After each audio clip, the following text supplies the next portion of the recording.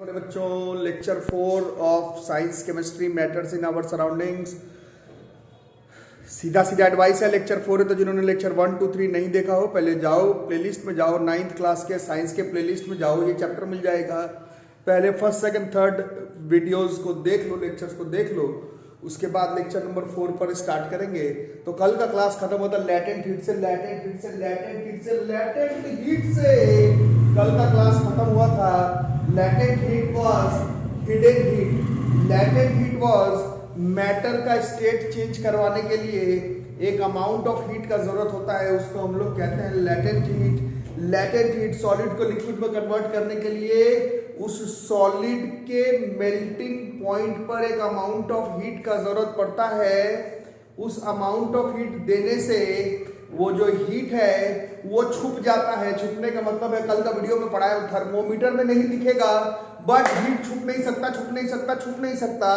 वो जो हीट है वो कहाँ चला जाता है, वो सॉलिड के इंटरमॉलिक्यूलर फोर्सेस ऑफ अट्रैक्शन को ओवरकम करने में यूटिलाइज हो गया।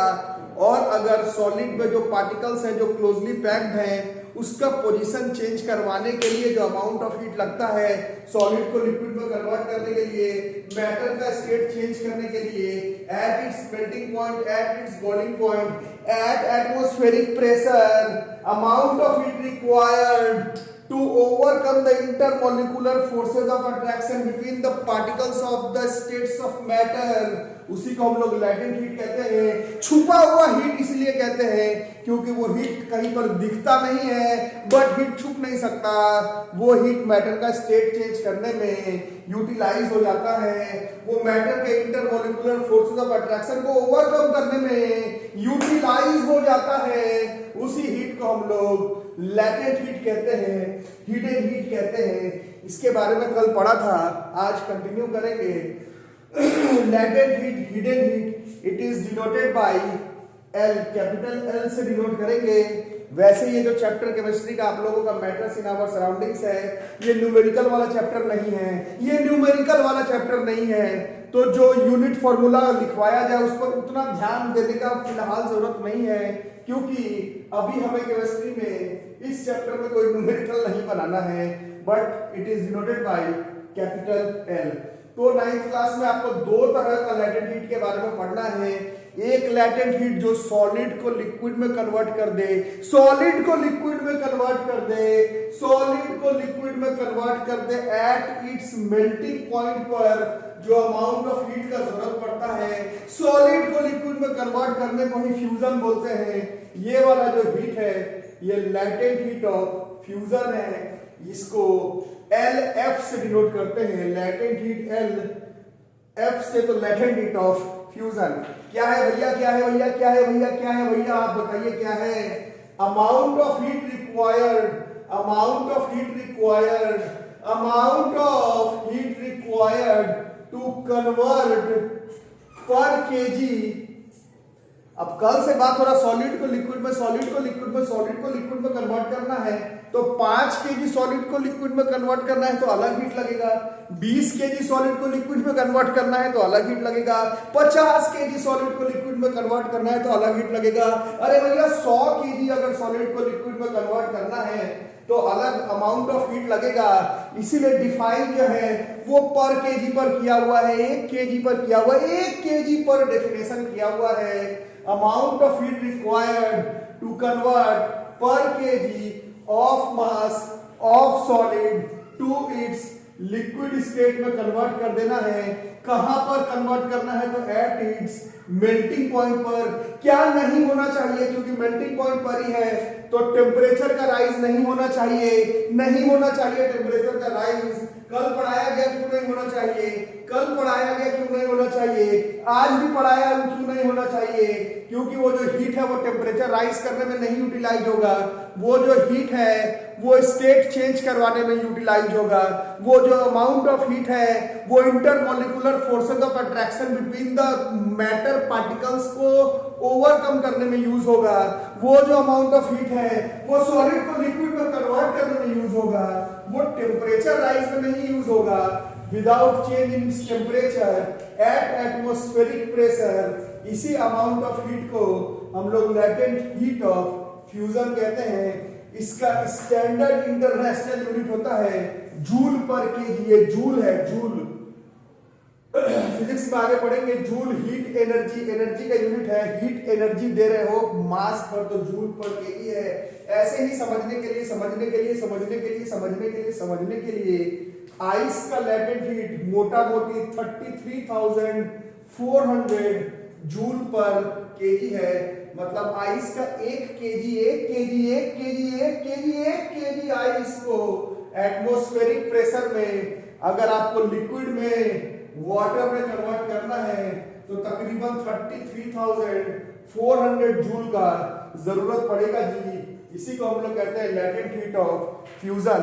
तो जैसे सॉलिड से लिक्विड, सॉलिड से लिक्विड, सॉलिड से लिक्विड, सॉलिड से लिक्विड में लेटेंट हीट ऑफ फ्यूजन, वैसे ही लिक्विड से गैस, लिक्विड से गैस, लिक्विड से गैस, लिक्विड से गैस, लिक्विड से गैस, लिक्विड से गैस, लिक्विड से गैस, लिक्विड से गैस में भी कन्वर्ट करने के लिए अमाउंट ऑफ हीट का जरूरत पड़ेगा।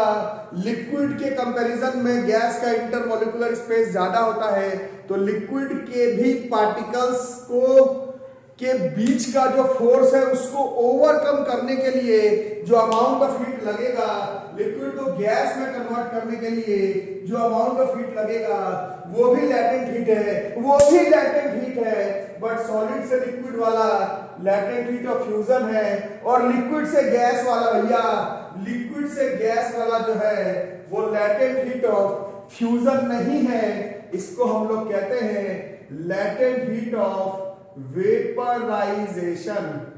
इसको हम लोग कहते हैं latent heat of vaporisation, latent heat of vaporisation LV से डिनोट करते हैं।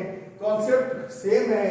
Amount of heat required to convert per KG of mass of liquid to its gaseous state at its boiling point. क्या चेंज नहीं होना चाहिए? अरे बोलो क्या चेंज नहीं होना चाहिए? टेम्परेचर चेंज नहीं होना चाहिए। क्यों नहीं टेम्परेचर चेंज? क्योंकि ये अमाउंट ऑफ हीट यूटिलाइज हो जा रहा है। Intermolecular forces of attraction between the liquid particles को ओवरकम करके, पोजीशन चेंज करके, पार्टिकल्स का स्पेस बढ़ा करके लिक्विड को गैस में कन्वर्ट करने में यूज हो जा रहा है। टेम्परेचर राइज में नहीं, टेम्परेचर राइज नहीं होगा। Amount of heat required to convert per KG of mass of liquid to its gaseous state at its boiling point without change in its temperature at its atmospheric pressure is called latent heat of vaporisation. Unit इसका भी joule पर KG ही होगा जी, joule पर KG ही होगा जी, joule पर KG ही होगा। For example latent heat of vaporisation of water, this is 2260000। Value याद नहीं करना है, ना आपको इसका न्यूमेरिकल बनाना है, ना आपको इसका वैल्यू याद करना है। अभी फिलहाल बस डेफिनेशन याद करना है। सॉलिड से liquid at its melting point without rise in its temperature at atmospheric pressure is latent heat of fusion, and liquid से gas at its boiling point at atmospheric pressure per kg of mass at its boiling point is called latent heat of vaporization। LF and LV वैसे L से ही denote करते हैं, ठीक है। तो इसको फटाफट पहले नोट कर लो। यहां तक नोट कर लिया, यहां तक नोट कर लिया। तो अब इससे रिलेटेड 2 क्वेश्चन है, आएगा ही एग्जाम में, आएगा ही एग्जाम में, आएगा ही एग्जाम में। बहुत इंपॉर्टेंट टॉपिक है भैया, बहुत इंपॉर्टेंट टॉपिक है। क्वेश्चन पहले सुनो, आंसर देने से पहले वीडियो को पॉज कर देना, सोच लेना, कमेंट सेक्शन में अगर दिमाग में कुछ आ रहा है तो लिख देना, और उसके बाद वीडियो को फिर ओपन करके रिज्यूम करके आंसर चेक कर लेना। क्वेश्चन मेरा इतना है, क्वेश्चन मेरा इतना सा है भाई, क्वेश्चन इतना सा है कि 0 डिग्री सेल्सियस पर पानी भी है, 0 डिग्री सेल्सियस पर पानी भी है, और 0 डिग्री सेल्सियस पर आइस भी है। ज्यादा ठंडा कौन होगा, ये क्वेश्चन है। कौन होगा, ये क्वेश्चन है। वीडियो को पॉज करके सोच करके आंसर कमेंट सेक्शन में लिख सकते हो, और नहीं तो मेरे साथ साथ ट्राई करो बताने का। 0 डिग्री सेल्सियस पर पानी भी है, 0 डिग्री सेल्सियस पर बर्फ भी है। क्वेश्चन है कि ज्यादा ठंडा कौन होगा।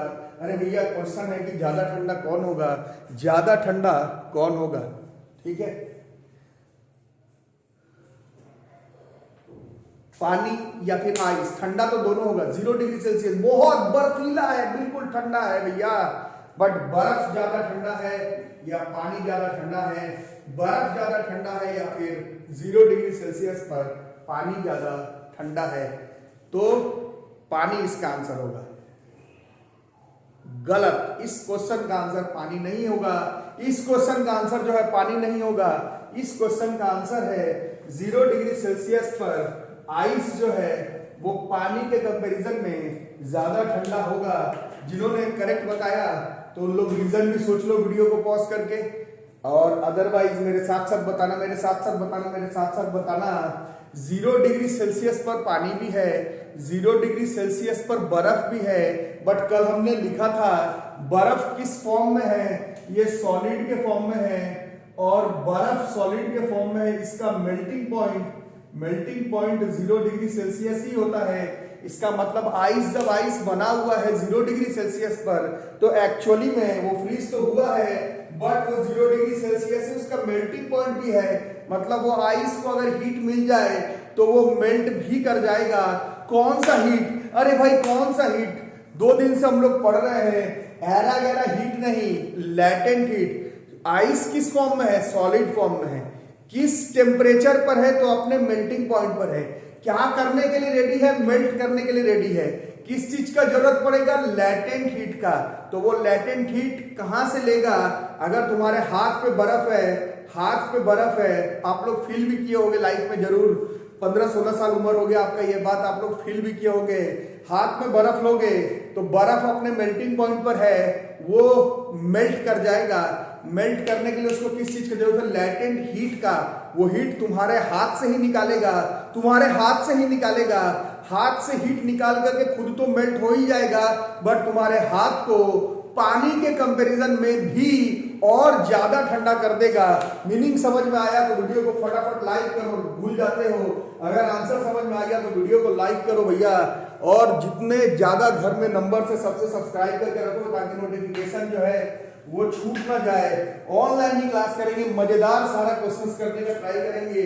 0 डिग्री सेल्सियस पर, 0 डिग्री सेल्सियस पर बर्फ जो है वो पानी से ज्यादा ठंडा है, क्योंकि 0 डिग्री सेल्सियस बर्फ का मेल्टिंग पॉइंट है। बर्फ मेल्ट करने के लिए रेडी है। बर्फ को मेल्ट करने के लिए 2 चीज का जरूरत है, एक मेल्टिंग पॉइंट पर जो कि 0 डिग्री सेल्सियस खुद है, और एक लैटेंट हीट का। वो हीट जैसे ही तुम अपने हाथ में रखोगे या जिस भी जगह को ठंडा करने की बात हो रही है, वहां से आइस और हीट निकाल करके खुद मेल्ट कर जाएगा। क्योंकि उस जगह से हीट निकाल लेगा तो वो उस जगह को और ज्यादा ठंडा करेगा। 0 डिग्री सेल्सियस पर ठंडा तो पानी भी है, 0 डिग्री सेल्सियस पर ठंडा तो आइस भी है, बट इन दोनों में मैच हो जाए, इन दोनों में मैच हो जाए, इन दोनों में मैच हो जाए, तो आइस जो है वो वाटर से 0 डिग्री सेल्सियस पर ज्यादा ठंडा होगा। ठीक है, घर पर जितने नंबर है सबसे सब्सक्राइब करके रखो यार जल्दी से। अगर सब्सक्राइब नहीं किया है तो सब्सक्राइब करो, और वीडियो को लाइक करना भूल जा रहे हो, लाइक करो। और आंसर, पहले क्वेश्चन लिखो। क्वेश्चन है ice eight 0 degree Celsius causes more cooling than water at 0 degree Celsius. ठीक है, तो इसका सॉल्यूशन क्या होगा? 0 degree Celsius is melting point of ice, so at 0 degree Celsius ice requires latent heat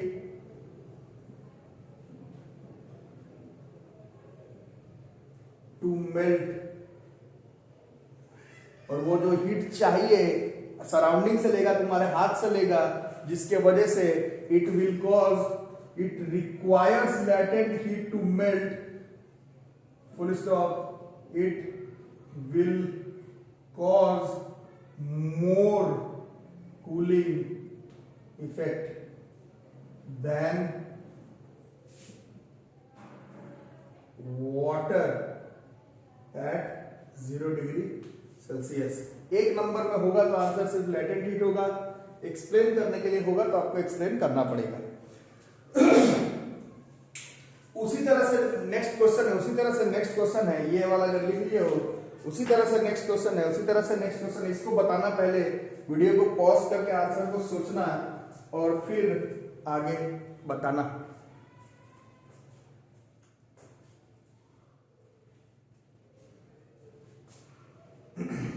ठीक है, अब नेक्स्ट क्वेश्चन, ये सब एनसीईआरटी का ही क्वेश्चन है, एनसीईआरटी का ही क्वेश्चन है, कमाल का क्वेश्चन है। अब क्वेश्चन है 100 डिग्री सेल्सियस पर स्टीम है, भाप, और 100 डिग्री सेल्सियस पर पानी भी है, कौन ज्यादा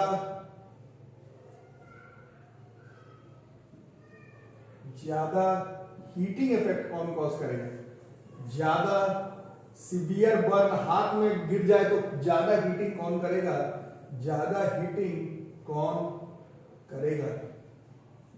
ठीक है, तो इस क्वेश्चन का आंसर भी वाटर होगा, है ना? नहीं।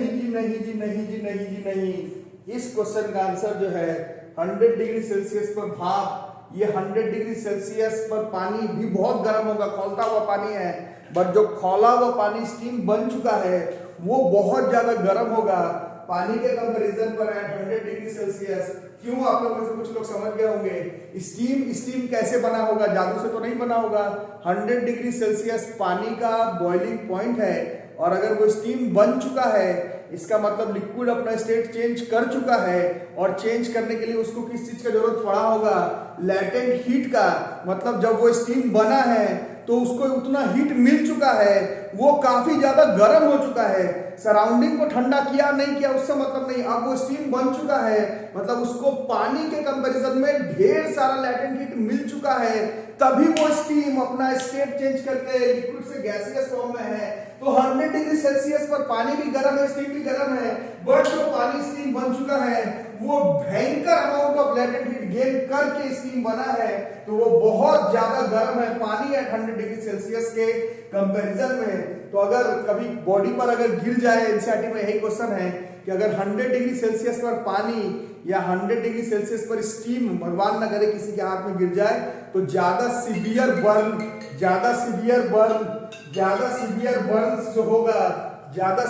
बर्न्स जो होगा वो स्टीम के केस में होगा। तो मीनिंग समझ गए, इस क्वेश्चन का मीनिंग समझ गए। तो यहां पर लैंग्वेज ये नहीं है क्वेश्चन का, लैंग्वेज ये है, steam at 100 degrees Celsius causes more severe burns than water at 100 degree Celsius। क्या आंसर होगा? At steam at 100 degree Celsius, अगर वो स्टीम बन चुका है, steam at 100 degree Celsius has already gained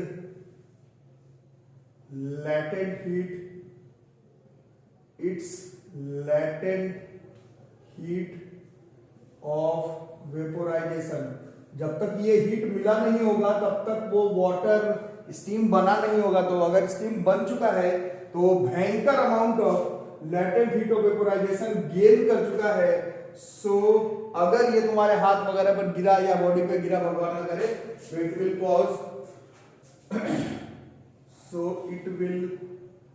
cause more severe burns than simple water at 100 degree Celsius. ठीक है, तो कौन कौन सा क्वेश्चन है?